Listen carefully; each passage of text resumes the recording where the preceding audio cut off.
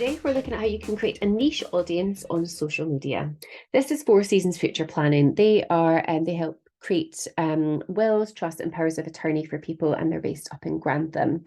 And they use social media very much to publicise their services. So it's to let people know that they can, that they're a specialist in wills, trust, and power of attorney. And they use social media. They always make sure that they've got their branding on there. They always make sure they've got their phone number on there.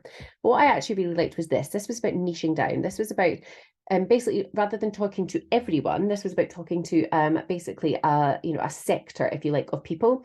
And so what they've done here is they are working in partnership with United Lincolnshire Hospital Trust, offering staff and their families a free will. So they're saying basically, if you work there, you can click on the link to make an appointment. They put the link in, and then you contact us quoting this. So that means you get it for free, and here's the free number as well. And then they've created this little ad here as well, which says, claim your free will or free update of the will. This offer is exclusive to staff and families at there. So they're also specialists in offering multi-faith wills, etc.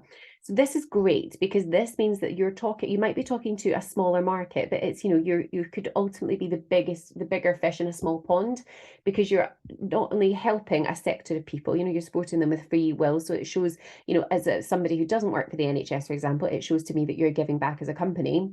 But also it's expanding your network. So you're now working with a trust, which you weren't doing before. It's a really, really good way of using social media to show that A, you give back, but B, that by niching down, that you can become the number one will provider, for example, for that hospital or for NHS workers. And that could mean that you could expand into other hospitals as well. So it's just a really, really good idea to look at how you can niche down into a particular demographic. Now, if I was these guys, I would want to make sure that I had all my content planned in, because they're obviously going to be busy creating lots of appointments and things like that. So you can plan your content in by going into the content calendar here. And in there, here you can see all of the planned content that would be for the week ahead.